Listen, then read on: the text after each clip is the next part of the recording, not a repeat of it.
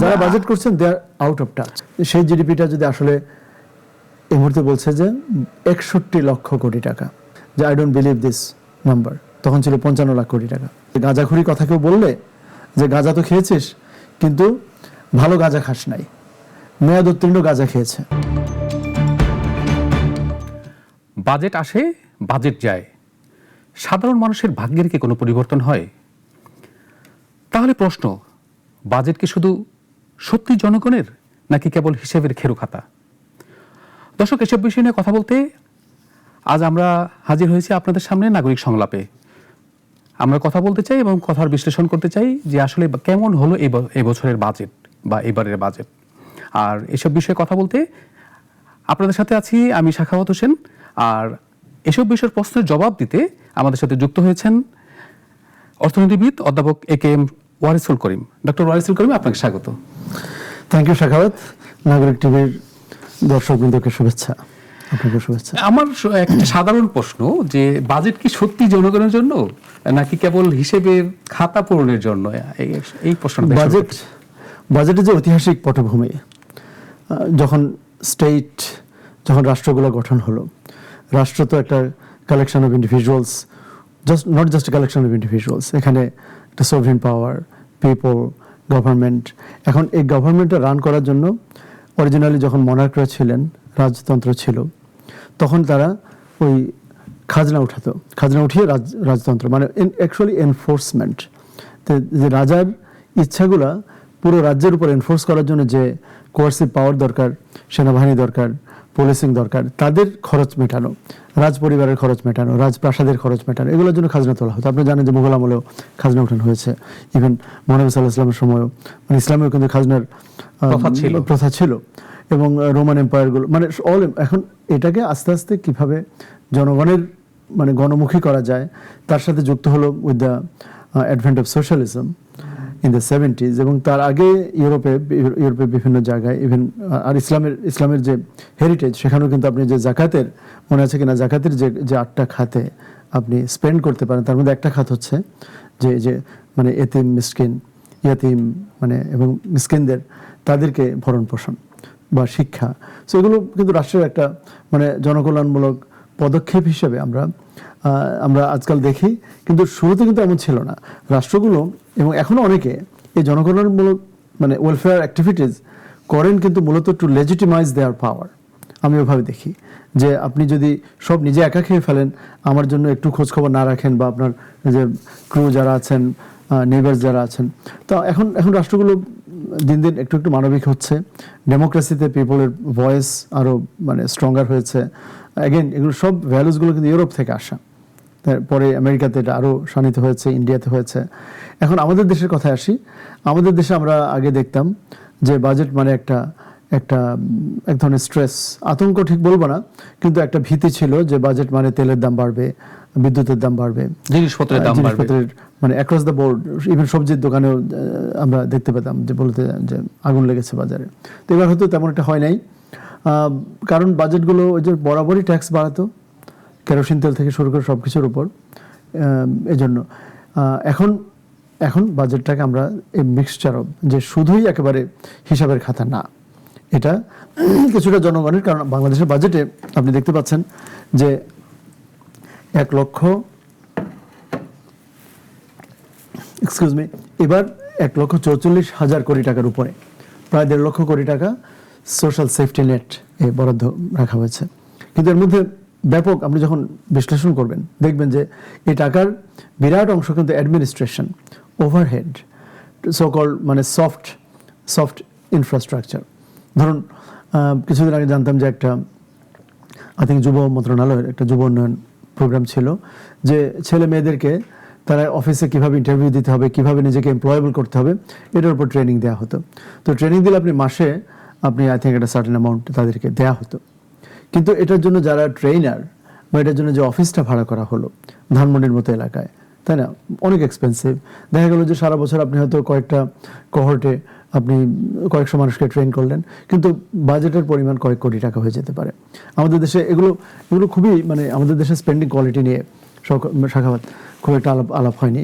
But আমি আশা করি as we মানে go over the next few minutes আমরা এটা নিয়ে কথা বলবো। আমি আরেকটা জিনিস এর সাথে যুক্ত, এই যে নতুন আপনি করের কথা বলছিলেন, এই যে নতুন করার উপরে লক্ষ্যটা কি?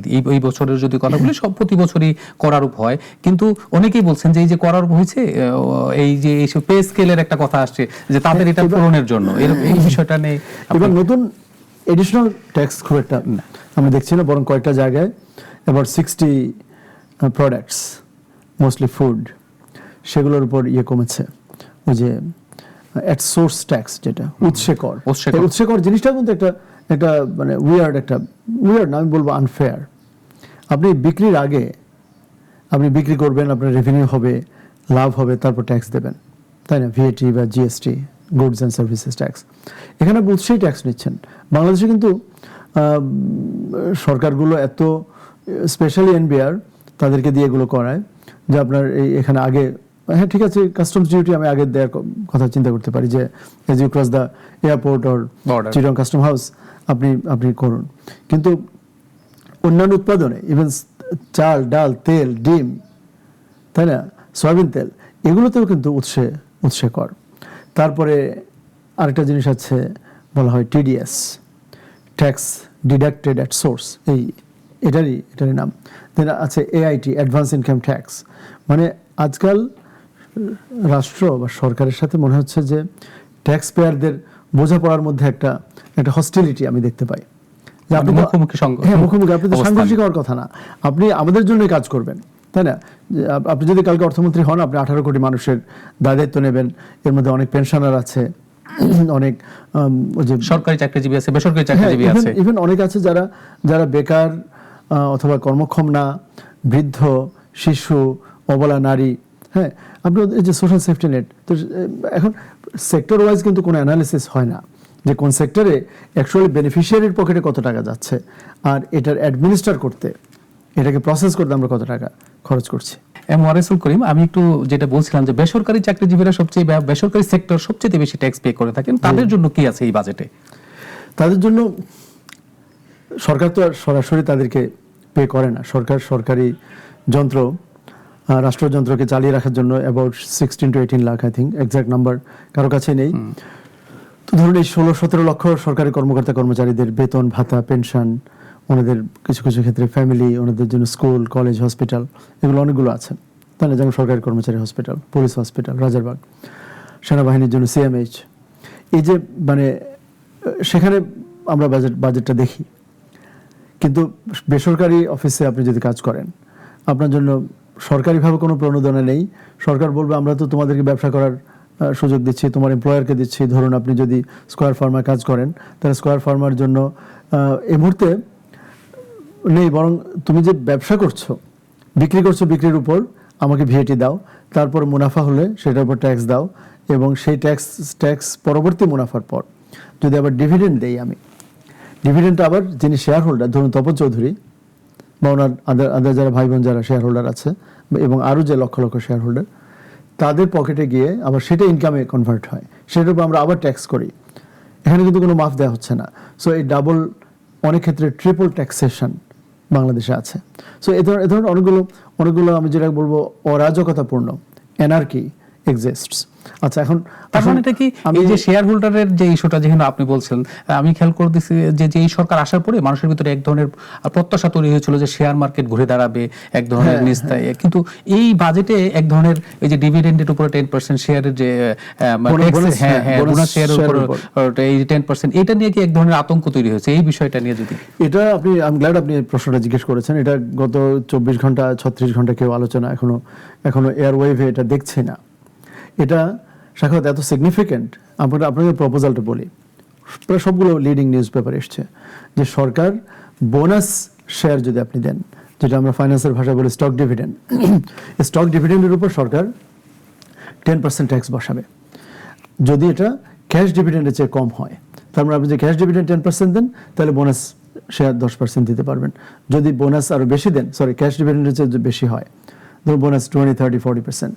এখন অনেক সময় কোম্পানিগুলো বছরের পর বছর শুধু বোনাস শেয়ারই দিচ্ছে, ক্যাশ ডিভিডেন্ড দিতে পারে না। এবার রিসেন্টলি অনেক কোম্পানি, মার্কেন্টাইল ব্যাংকের মতো একটা ভালো ব্যাংক, সে যে 5% থ্রেশহোল্ড ক্যাশ ডিভিডেন্ডের এটা মিট করতে না পারার কারণে তাকে জি ক্যাটাগরি, বাংলাদেশ আমরা জেড ক্যাটাগরি বলে সেখানে ফেলে দেওয়া হয়েছে। আরো অনেক কোম্পানি যাবে। এখন এটার ডেঞ্জারটা আপনাকে বলি।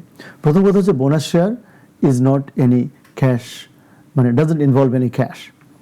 এখানে যে জার্নাল এন্ট্রিটা হয় সেখানে ক্যাশ ইজ নিদার ডেবিট নর credit, it's a memorandum entry বলি আমরা, যে স্টক, কমন স্টক বেড়ে যায় আর রিটেইন আর্নিংস বা আপনার পুঞ্জীভূত মুনাফা সেটা কমে যায়। কেন হয়? সেটা হলো একটা কোম্পানি অনেক ধরুন বছরের পর বছর ধরে প্রফিটেবল, অনেক প্রফিটেবল হওয়ার কারণে তার ওই যে শব্দটা থেকে বুঝছেন পুঞ্জীভূত, মানে অ্যাকিউমুলেটেড আর্নিংস, যেটা সে রিটেইন করেছে। ডিভিডেন্ড না দিয়ে প্রফিটের কি করতে হবে? প্রফিট দিয়ে আপনি দুটো কাজ করতে পারেন, হয় you pay back to your shareholders in the form of dividend, or you retain within the business as a reinvestment to expand. So যদি আপনার ইনভেস্টমেন্ট নিড থাকে কোম্পানিগুলোর, শুধু অপারেটিং পারপাসে কোম্পানি চলে না, ইনভেস্টিং ফাইন্যান্স মানে ইনভেস্টিং ক্যাশ ফ্লো বলি আমরা।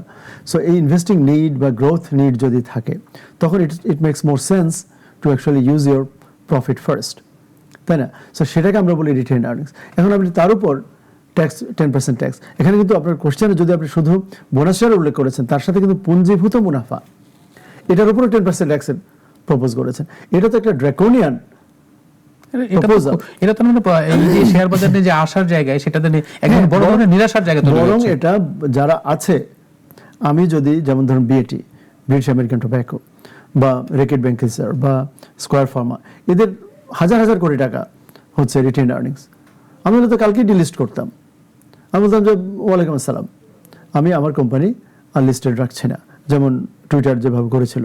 ইলন মাস্ক পুরোটা কেনার পর বলে যে আমি আর লিস্টে, আমার এটা ট্রেডিং হবে না। কারণ এই অ্যাকুমুলেটেড প্রফিটটা তো আপনি এর আগে অলরেডি ট্যাক্স দিয়েছেন। It is net income after tax and after dividend, then we retained it. আমরা 2 টাইমস এখানে ট্যাক্সের এখন আপনি ট্যাক্স বসাবেন 2 টাইমস, এটা ইভেন 20 টাইমস হতে পারে। কি সেটা ধরুন 2026-এ আপনি আমার রিটেইন আর্নিংসের উপর 10% বসালেন, তো 2027-এ আবার আসবে। যদি আমার নতুন করে প্রফিট নাও হয়, ওই যে আপনি 10% নেওয়ার পর যে টাকাটা থাকলো সেটার উপর আপনি আবার বসাবেন নাকি? তারপর বোনাস শেয়ার দিতে গেলে সেখানের উপর আবার 10% বসাবেন। মানে দিস ইজ এ, কি বলবো, মানে this is an outrageous proposal. এটা শেখ হাসিনার সময় একবার কিছুদিনের জন্য এসেছিল, পরে এটা রহিত হয়েছে, এখন আবার দেখলাম এই সরকার। মানে আমি বুঝতে পারছি না যে শেখ হাসিনার সবকিছু যে আমরা কিছু ফলো করা যাবে না তা না। যেমন আমেরিকার এক টিভি হোস্ট বলতো যে Hitler use to love his dog, তো তাই বলে কি আমরা ডগ পছন্দ করবো না? তাই না? হিটলার ধরুন ব্রেকফাস্টে কফি খেত, তাই বলে আমরা সব কফি যারা খান তাদেরকে কি আমরা নিন্দা করবো? এখন শেখ হাসিনার সব কাজ আপনি নিন্দা করার দরকার নেই, কিন্তু শেখ হাসিনার ঠিক যে কাজটা তার আমলেই সে বাদ দিয়েছে বা বাদ দিতে বাধ্য হয়েছে, আপনি সেটা পিক আপ করলেন। মানে শেখ হাসিনার আমি বলতে চাই কিনা, শেখ হাসিনার উচ্ছিষ্ট সে যেটা অপাঙ্ক্তেয় করে রেখেছে সেটা আপনি পিক আপ করলেন, কুড়িয়ে উঠে আপনি এখন পকেটে নিচ্ছেন, যেটা সাধারণ মানুষের বিপক্ষে যাচ্ছে। শেখ হাসিনার কথা বাদ দিন, এটা কোনো ইকোনমিক সেন্সে যারা ওই যে বললাম যে সাকসেসফুল কোম্পানিকে আপনি পেনালাইজ করছেন। আমেরিকায় বা ওয়ার্ল্ডের বড় বড় জায়গায় যারা গ্রোয়িং কোম্পানি তারা কখনো ডিভিডেন্ড দেয় না, কারণ ডিভিডেন্ড দেওয়া মাত্র ডাবল ট্যাক্সেশন হতে পারে। ওই যে বললাম শেয়ার হোল্ডারের ঘাড়ে, ধরুন মার্ক জুকারবার্গ যদি ডিভিডেন্ড নেয় তাহলে ফেসবুক বা মেটা একবার ট্যাক্স দিয়েছে, দেন জুকারবার্গ আরেকবার ট্যাক্স দেবে। তো এইটা অ্যাভয়েড করার জন্য তারা rather they buy back stock. কিন্তু এখনো যেহেতু বাজেট উত্থাপিত হয়েছে, এখনো পাস হয় নাই, আমার মনে হয় যে সরকার এটা বিবেচনা করতে পারে, এবং আপনাদের পক্ষ থেকেও নিশ্চয়ই এটা, আমরা সাধারণ মানুষ যেরকম উদ্গ্রীব হয়েছি, আপনাদের যারা অর্থনীতিবিদ আছেন তাদের পক্ষ থেকেও নিশ্চয়ই আপনি খেয়াল রাখবেন শাখাওয়াত, অবশ্যই এটা বাদ হবে।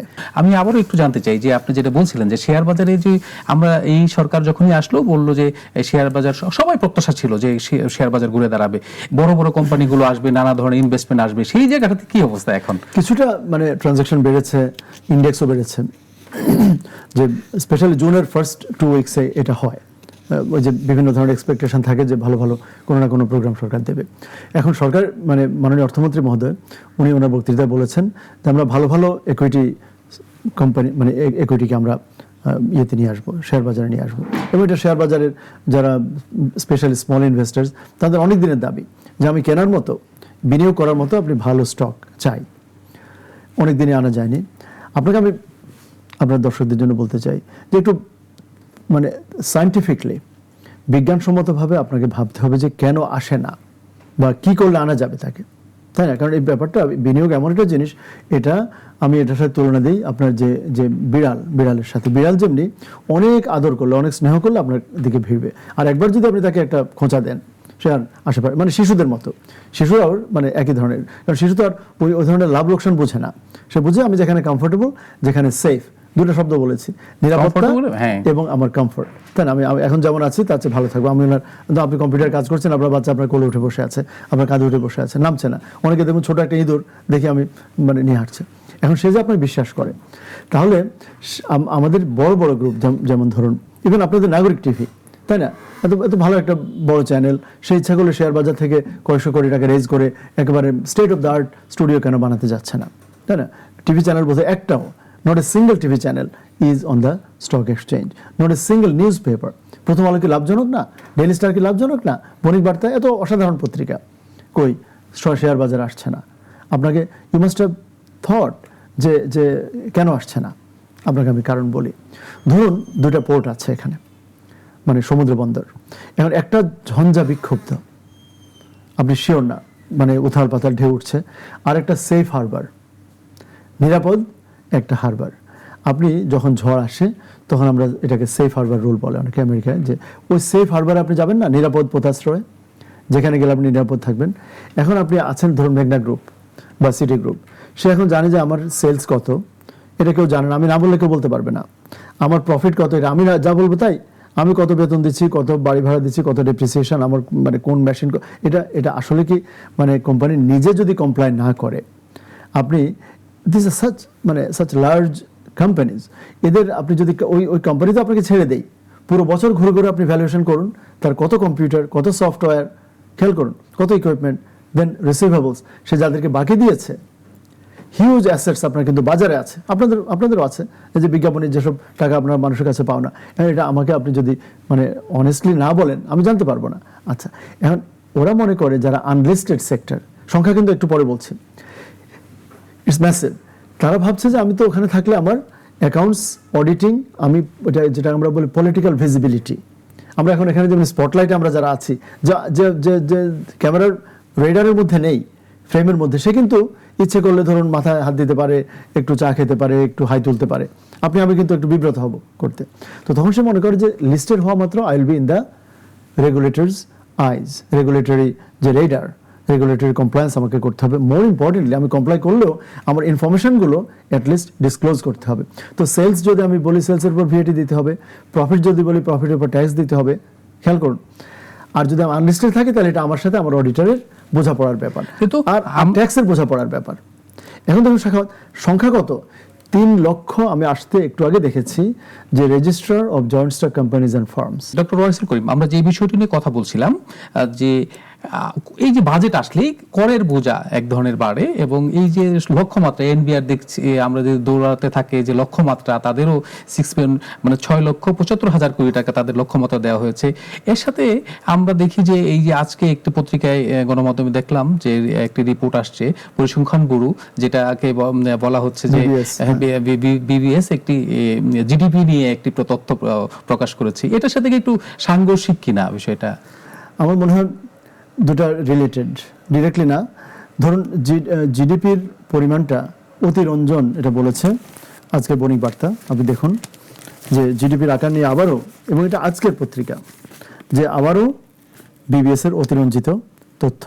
এখন তার মানে আগে অতিরঞ্জন করেছে তারা। এখন বণিক বার্তা তো একটা মোটামুটি ক্রেডিবল একটা নিউজ পেপার।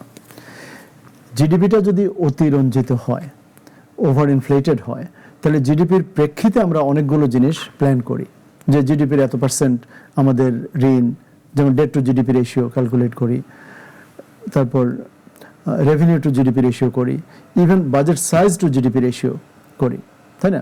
ট্যাক্স টু, আর মোর ফ্রিকুয়েন্টলি যেটা করি ট্যাক্স টু জিডিপি রেশিও। তাহলে 4টা বললাম।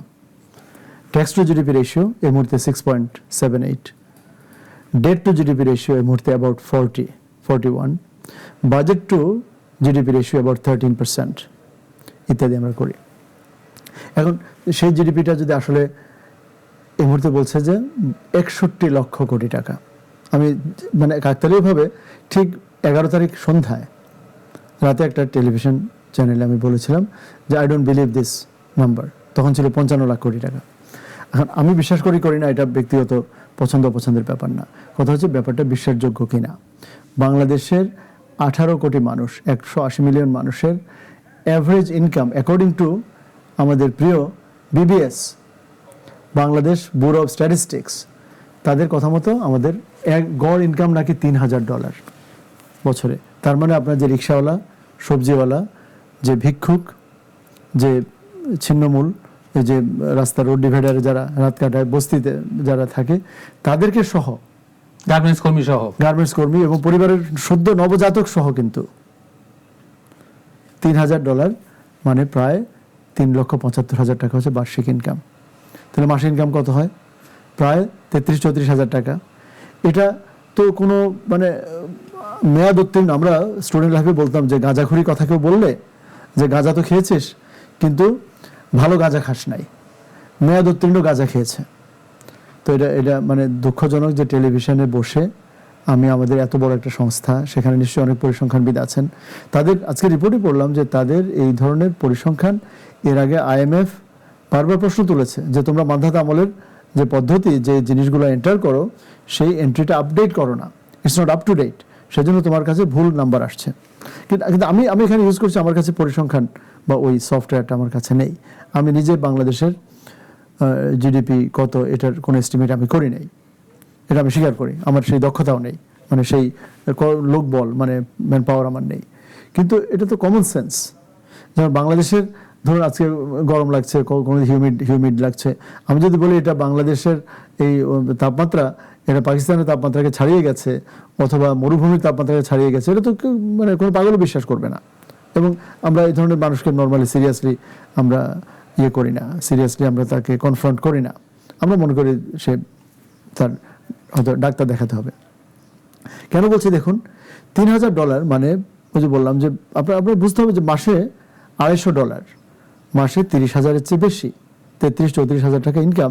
এটা তো তাহলে তো আমাদের নর্থ সাউথের আমার সব স্টুডেন্টকে আমি খুশি মনে তাদের জন্য অ্যাপয়েন্টমেন্ট লেটার নিব।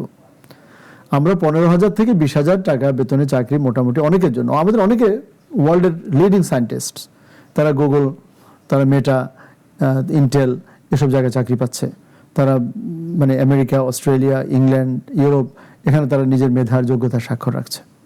I am proud of them. কিন্তু এটা তো ব্যতিক্রম, এটা তো অ্যাভারেজ না। আমার যে প্রতি বছর 6-7 হাজার যারা গ্র্যাজুয়েশন করছে তাদের অ্যাভারেজ স্যালারি বা অনেকে তো চাকরি পাচ্ছে না, কারণ বাংলাদেশে প্রতি বছর সেদিন আরেকটা প্রোগ্রাম বলেছিলাম যে 23 লক্ষ তরুণ তরুণী জব মার্কেটে এন্টার করে, তারা ওয়ার্কফোর্সে অ্যাড হচ্ছে। তো তার মধ্যে 23,000টাও তো ডিসেন্ট মানসম্মত জব নেই।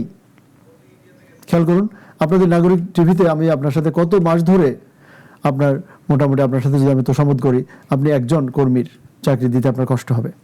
আপনি বললেন স্যার আমি তো চেষ্টা করছি, আমার হাতে ক্ষমতা থাকলে আমি করতাম, তাই না? আপনি আমাকে বলুন, আমি ডিন হওয়ার পর আমি একজন পিওনেরও চাকরি দিতে পারি নাই। আমাদের গোটা ইউনিভার্সিটি, এত বড় ইউনিভার্সিটি, তাই না, 600 মতো ফুল টাইম টিচার, আরও প্রায় 2,000 পার্ট টাইম টিচার অ্যাডজান্ট, আরও আমাদের প্রায় 500-600 কর্মী। এত সোজা না তো, বাংলাদেশে চাকরি নেই। প্রতিষ্ঠান, এই যে সরকারি প্রতিষ্ঠানগুলো যে জনমনে বিভ্রান্ত তৈরি করে এবং বিশ্বাসটা নষ্ট করে, এবং সরকার যে গোল নিয়ে এগুচ্ছে সেই জায়গায় কি এই প্রতিষ্ঠানের কাছে কনফ্লিক্ট নয়? হ্যাঁ, এই প্রতিষ্ঠানটা মনে করে যে তাদের জবাবদিহিটা জনগণের কাছে না, তাদের বিবেকের কাছেও না, তাদের জবাবদিহিতা হচ্ছে তাদের বসের কাছে। তারা মনে করে যে কর্তার ইচ্ছা কীর্তন। এটা মাঝে মাঝে আমিও মনে করি যে আপনি আমাকে যদি আমার এথিক্যাল ডিসিশন নিতে না দেন, তা আপনি যা বলেন তা করে দেব, ঠিক আছে।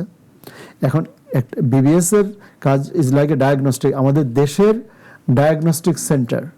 আমি আশা করি ওনারা শুনছেন, মাননীয় ব্যুরো অফ বিজনেস স্ট্যাটিস্টিক্স, আপনারা শুনে নিন।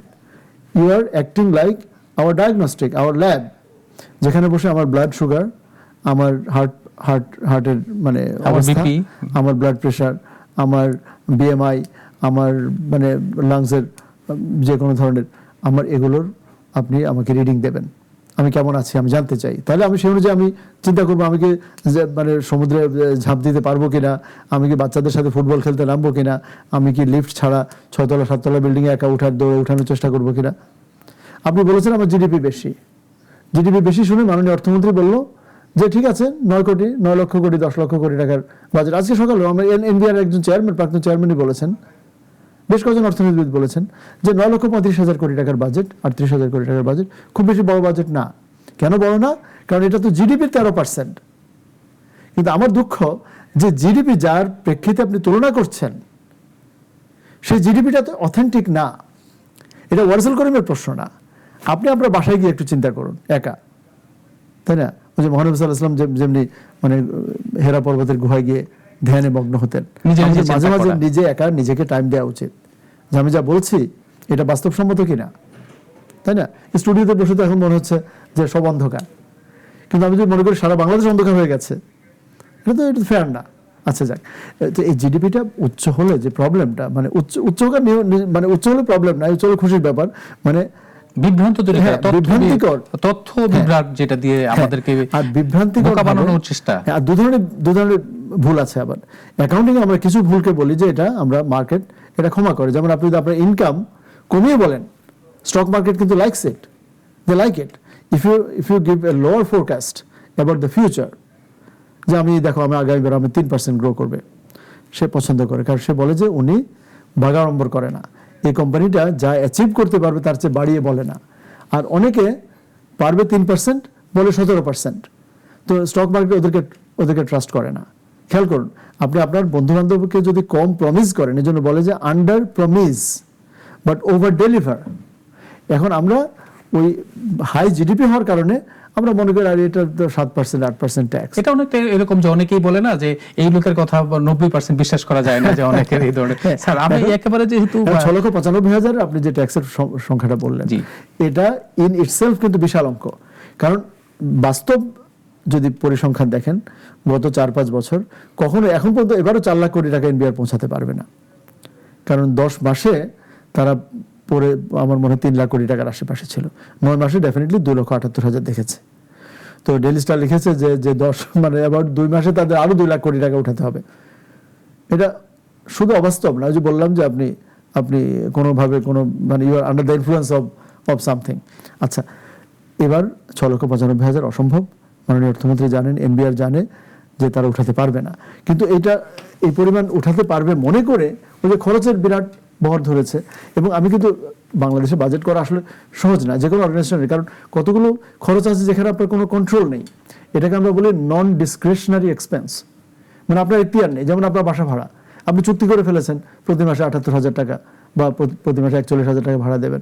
এখন আপনার মানে অন্য মানে আপনার ফাইন্যান্সিয়াল কন্ডিশন যাই হোক না কেন, বাড়িওয়ালাকে তো আপনার ওই পরিমাণ টাকা দিতে হবে। সেক্ষেত্রে আমাদের যেহেতু প্রাকৃতিক দুর্যোগপূর্ণ এলাকা, এই বাংলাদেশ যে কোনো সময় ঝড় আসতে পারে, বৃষ্টি আসতে পারে, নদী ভাঙন তৈরি হতে পারে, নতুন দুর্যোগ আছে এবং নতুন মানুষ অভাবে পড়ছে, নতুন অ্যাক্সিডেন্ট হবে, নতুন সেখানে আমাদের খরচ করতে হবে। কিন্তু যেগুলো রেগুলার, ওই যে বললাম রিকারিং এক্সপেন্সেস, যেমন 16-17 লক্ষ কর্মচারী, ওনাদের পেনশন হবে, ওনাদের বেতন হবে, ঈদ আসলে বোনাস হবে, এই টাকাটা দিতে হবে।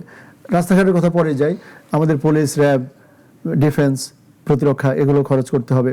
তারপর আমাদের যে সুদ, ঋণের সুদ, ঋণ করে ফেলেছি, সরকার তো ডিফল্ট করতে পারে না। সরকার ডিফল্ট করলে কিন্তু টেকনিক্যালি আপনি ব্যাংক্রাফট। ওই বেশি খরচ করে মাইকেল মধুসূদনের লাইফস্টাইল, যে একটু পর আমার আব্বা বলতেন যে সে কদিন পরপরই বিদ্যাসাগরকে, ঈশ্বরচন্দ্র বিদ্যাসাগরকে বলতেন ভিড আই নিড মানি, টাকা দরকার। এখন cut your coat according to your cloth. আমি যদি জানি যে অনেক বড় ক্লথ আছে আমার, এই জন্য আমি বিবিএসের উপর হতাশ, কিছুটা ক্ষুব্ধ যে তোমরা আমাকে যে কাপড়ের হিসাব দিচ্ছ সে অনুযায়ী আমি কোট বানিয়েছি। এখন তো কোট বানিয়ে শেষ করতে পারছি না, কোটের অর্ধেক বানিয়েছে ওটা মনে করি, তারপর দেখি আসলে তা না, মানে ওই পরিমাণ ট্যাক্স উঠছে না। তো আগে যদি 4 লাখ কোটি টাকা উঠে প্লাস নন ট্যাক্স রেভিনিউ আরও 70,000 কোটি টাকার মতো উঠতে পারে। সো এবার আমার বিশ্বাস যে জুন মাসে শেষ হবে, এবার 470 কালেকশন হবে টোটাল রেভিনিউ। এটা থেকে 20% যদি বাড়ান আরও 94,000 কোটি, ধরুন 1 লাখ কোটি, ধরুন 1.5 লাখ কোটি, তাহলে 5-এর উপর 6, 6.5, আপনি 695 কোথেকে পাবেন minimum. I wish I am রং, কিন্তু আগামী জুন মাসে আপনি শুনবেন যে 6 লক্ষ কোটি টাকাতেও পৌঁছাতে পারে নাই। না পারলেও যে হবে, লোন হবে, কিন্তু এগুলো তো উপায় ছিল। যদি আমরা জানতাম যে উপায়, একটা সহজ উপায় যে এসওই যেখানে রক্তক্ষরণ হচ্ছে, আপনি ধরুন যে বাসা ভাড়ার কথা বললাম, বাসা ভাড়া আপনি দিন, বাচ্চার স্কুলের খরচ আপনি দিন, ডাক্তারের খরচ দিন, কিন্তু আরেকটা জায়গায় ধরুন আপনি একটা ওয়্যার হাউস ভাড়া করেছেন বা একটা গাড়ি ভাড়া করে আপনি আর গাড়িটা চালান না, আপনার দরকার নেই, আপনার ওখানে মাসে মাসে আপনার থেকে 48,000 টাকা করে নিয়ে যাচ্ছে ওই গাড়ির লিজ রেন্টাল। এমন আমাদের হয়েছিল, ধরুন আপনি কোনোদিন ভুলে অনলাইনে কোনো একটা জিনিসের সাবস্ক্রিপশনে আপনি আপনার নাম, ক্রেডিট কার্ড নাম্বার ঢুকিয়ে দিয়েছেন, এখন আপনার ক্যান্সেল করতে মনে নাই, মাসে মাসে আপনার থেকে নিচ্ছেন তো নিচ্ছেই। আমাদের ক্যাপাসিটি চার্জের অবস্থা তা, সেখানে আমরা 40-41,000 কোটি টাকা দিচ্ছি, তাই না? আর অনেক বায়বীয় প্রকল্পে, ইভেন এডিপির মধ্যে গত রাত্রে এডিপিটাকে ভালো করে দেখলাম, বার্ষিক উন্নয়ন কর্মসূচি, সেখানেও অনেকগুলো জায়গা যেগুলো আসলে উন্নয়নের নামে ওভারহেড, মানে অ্যাকচুয়াল বিল্ডিংয়ের মাল, মানে কাঁচামাল, রড, সিমেন্ট এগুলো কেনা না হয়, ওই যে প্ল্যানিং, ইন্সপেকশন, মানে কর্মকর্তা, কর্মচারী, তো এখানে ইনডেপথে অ্যানালিসিস করা দরকার। তার মানে কি এটা একটা বিলাসী বাজেট বলা যায়? খরচ এটা বিলাসী না, এটা এক ধরনের আমার মনে হয় অজ্ঞতা প্রসূত, মানে কি কি অতি আত্মবিশ্বাসী বলা আমি যায়? এটাকে বলবো অজ্ঞতা প্রসূত, আউট অফ টাচ। আচ্ছা, তাহলে যারা বাজেট করছেন দে আর আউট অফ টাচ। আমরা আরো কয়েকটা ছোট ছোট জিনিস একটু জানতে চাই। সেই জায়গাটা হলো যে এই বাজেটে আমরা বলি যে আরএমজি সেক্টর সবচেয়ে বড় সেক্টর, এই জায়গায় আমরা বলি যে আরএমজি সেক্টরের সবচেয়ে যে আমাদের যে নারী কর্মীরা আছেন তাদের জন্য কিছু কিছু আছে এখানে কারোর জন্য তো এখানে ইয়ে নিয়ে পেনশন, তাদের জন্য এডুকেশনের ব্যবস্থা থাকতে পারতো। যেমন ধরুন তাদেরকে আমি একটা প্ল্যান একবার আমরা একটা রিসার্চের জন্য করেছিলাম যে একটা গার্মেন্টস ফ্যাক্টরির কর্মীরা, তারা ধরুন নর্থ সাউথের সাথে আমরা চুক্তি করলাম যে তাদেরকে জাতীয় ওপেন উন্মুক্ত বিশ্ববিদ্যালয়, যে ওদের যে এসএসসি পরীক্ষাটা আছে, যেদেরকে এসএসসি পাস করানো যায়, এদেরকে আমরা স্বেচ্ছাশ্রমের ভিত্তিতে গার্মেন্টস আমাদের কাছে পাঠাবে, আমরা তাদেরকে শুক্রবারগুলো পড়াবো, পড়িয়ে তাদেরকে এসএসসি পাস করিয়ে দেবো। কেমন? আমাদেরকে পড়ানোর খরচটা হয়তো কোনো একটা গবেষণা প্রজেক্ট থেকে বা সরকারি প্রজেক্ট থেকে, মানে এটা যদি এখনো ইমপ্লিমেন্ট হয় নাই বা এটা আমরা ফর্মালি করি নাই কোথাও, এ ধরনের অনেকগুলো স্বেচ্ছাশ্রমের ভিত্তিতে বা শিক্ষা প্রতিষ্ঠানগুলোকে ব্যাপকভাবে কাজে লাগানো যায়। আমাদের 4 কোটি শিক্ষার্থী আছে বাংলাদেশে, এটা একটা বিশাল আপনার ফ্রি ওয়ার্ক ফোর্স।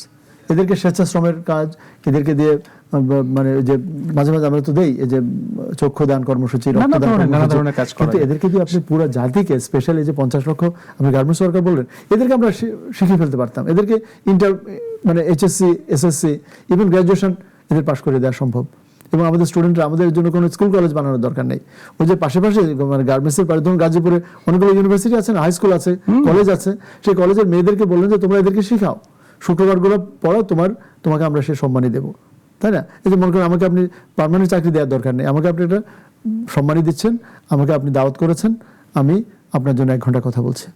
হ্যাঁ, তেমনি আপনার তো 1-2 ঘন্টা, সপ্তাহে 2 ঘন্টা পড়ালে আপনার ওই কর্মীটা একটা করে সাবজেক্টই পাস করুক না কেন, এতে তার সচেতনতা বাড়তো, তার হাইজিন বাড়তো, তার পার্সোনাল হেলথ মানে পার্সোনাল লাইফ কোয়ালিটি বাড়তো। যাই হোক, তো এই জন্য মানে এই গার্মেন্টসের জন্য আমি দেখেছি একটা শুনেছি যে ট্যাক্স বেড়েছে, হ্যাঁ, যে কয়েকটা আইটেমের ট্যাক্স বেড়েছে, কিন্তু সেটা নাকি এক্সপোর্ট ওরিয়েন্টেড যারা ব্যাক টু ব্যাক এলসি খোলে তাদেরকে এফেক্ট করবে না। আর কয়েক জায়গায় গার্মেন্টসের মূল দাবি ছিল আসলে, মানে সরকার যেখানে ওদের উপর যে বোঝাটা চাপাচ্ছে সেটা হচ্ছে বিদ্যুতের দাম, গ্যাসের দাম, ইভেন আর চিটং পোর্টের যে মানে পোর্টের যে ট্যারিফ ছিল, সেই ট্যারিফ গত সরকারই তো বাড়িয়ে গেছে প্রায় 41%। তারপর আমাদের রাস্তাঘাটের অবস্থা তো ইমপ্রুভ করছে না, নতুন করে এবার অবকাঠামো খাতে খুব বড় কোনো প্রজেক্ট দেখছি না। আরেকটু জিনিস জানতে চাই স্যার, সেটা হলো যে আমরা যে গার্মেন্টসের কথা যখনই বলি তখন বলি যে আমরা সরকার একটা কিন্তু বারবারই দেখায় যে রেমিটেন্স আসছে প্রচুর পরিমাণে, কারা পাঠাচ্ছে? প্রবাসীরা। এই প্রবাসীদের জন্য কি আসলে কিছু আছে এই বাজেটে? প্রবাসীদের জন্য নেই, তবে যদি কেউ বিদেশি বিনিয়োগ আনতে পারে, সরকার কমিশনের দিকে গেছে যে তাকে 1.5% কমিশন দিবে। এখন প্রবাসীরা তো নিজেরাই বিনিয়োগকারী, তাই না? প্রবাসীরা যে 34-35 মানে প্রতি মাসে 3 বিলিয়নের উপরে পাঠাচ্ছে এখন, আমি মনে হয় বছর প্রায় $40 বিলিয়ন আসবে। তো প্রবাসীদের উচিত মানে ওই টাকার উপর যেই ইনসেন্টিভ ছিল সেটা কমিয়ে নেওয়া হয়েছে সঞ্চয়পত্রের মুনাফার উপর। মানে আমি বুঝতে পারছি না যে সরকার কাদেরকে মানে আপন মনে করে। একদিকে আপনি ফ্যামিলি কার্ড দিচ্ছেন, নারীদের জন্য আপনার এত মানে বিগলিত অন্তর, কিন্তু সেই নারীদেরই অনেকে রিটায়ারমেন্টের পর সংসার চালায় ওই সঞ্চয়পত্রের আয়ের উপর। ভাই এমনি সঞ্চয়পত্রের সুদ কমতে কমতে এখন প্রায় সিঙ্গেল ডিজিটে এসছে, এটা একসময় 14-15% ছিল, মানুষ সংসার চালাতো। এদেশে তো বেকার ভাতা নেই, এদেশে পেনশন নেই, কোটি কোটি মানুষের জন্য কোনো চাকরি নেই, কোটি কোটি মানুষ ইভেন মারা গেলে তার সৎকারের ব্যবস্থা নেই। সেখানে আপনি তার সঞ্চয়পত্রের উপর আপনি তাও আবার অগ্রিম রেখে দিচ্ছেন, তাই না? আমাদের বেতনের উপর আপনি অগ্রিম রাখছেন, আপনি যে কোনো মাল্টি ন্যাশনাল, হ্যাঁ, তাদের কর্মচারীদের বেতনের উপর আপনি অগ্রিম ট্যাক্স রাখছেন। আসলে মানে সরকার, যে বললাম, আউট অফ টাচ। এখানে কোটি কোটি মানুষ আছে আবার যারা ট্যাক্স দিতে পারতো, অল্প হলেও দিতে পারতো, তাদেরকে আওতা না এনে, বা যারা ওই যে একটু আপনার আগের সেগমেন্টে বলেছিলাম যে যে বড় বড় যে যে রিয়েল এস্টেট কোম্পানিগুলো, বড় বড়, যেমন আমি নাম ধরেই বলি, কাজী গ্রুপ, কাজী ফার্মসের রেভিনিউ, ট্যাক্স, প্রফিট, এটা হিসাব কোথায়? তারা তো আনলিস্টেড। তাদেরকে লিস্টিংয়ের আওতায় আপনি আনার চেষ্টা করলেও তারা আসবে না, কারণ তারা জানে যে আমার পলিটিক্যাল ভিজিবিলিটিতে যাওয়ার দরকার নেই, আমাকে সবাই দেখবে।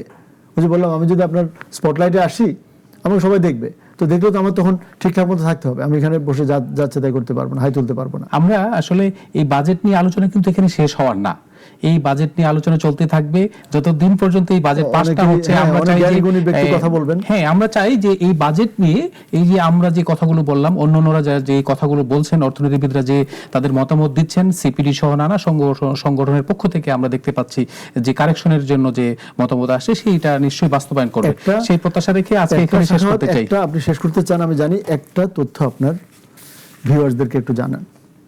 আজকের বণিক বার্তা, আজকে 13ই জুন, লিখেছে 3 বছর পর সরকারের ঋণ দাঁড়াবে 34 লক্ষ কোটি টাকা। আমার পার্সোনাল ফোরকাস্টও তাই, যে প্রতি বছর 3 লাখ কোটি টাকা করে বাড়বে।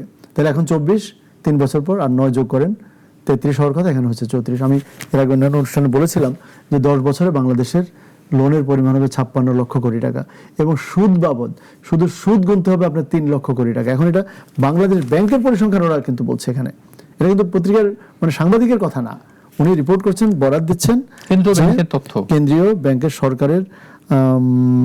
তারা বলেছে যে অর্থ বছরের, হ্যাঁ, যে অর্থ বিভাগ যেটা মিনিস্ট্রি অফ ফাইন্যান্স, তাদের সর্বশেষ প্রক্ষেপণ অনুযায়ী বর্তমান ধারা অব্যাহত থাকলে আগামী 3 বছরের মধ্যে, অর্থাৎ 28-29 অর্থ বছরে সরকারের মোট ঋণের স্থিতি দাঁড়াবে 34 লক্ষ কোটি টাকা, এবং তখন সুদ দিতে হবে 1,62,000 কোটি। আমরা নিশ্চয়ই এই সংকট কাটিয়ে উঠবো, সরকার নিশ্চয়ই নতুন পরিকল্পনা। ধন্যবাদ ডক্টর ওয়ারিসুল করিম, আমাদেরকে সময় দেওয়ার জন্য। আপনাকে অনেক ধন্যবাদ, এবং আমাকে যে সুযোগ দিয়েছেন। আমি অনেক কথাই হয়তো একটু ব্যাখ্যা করতে গিয়ে বেশি দীর্ঘ সময় নিয়েছি, বাট আই এনজয়েড। প্রিয় দর্শক, কথা বলছিলাম বাজেট নিয়ে। বাজেট কেমন হলো, জনগণ কি পেল, সাধারণ মানুষ কি পেল, আর প্রবাসীরা কি পেল, সাধারণ শ্রমিকরা কি পেল। নিশ্চয়ই কথা হবে এই বিষয় নিয়ে আগামী পর্বে নতুন কোনো অতিথির সাথে। সেই পর্যন্তই ভালো থাকবেন, ভালো রাখবেন।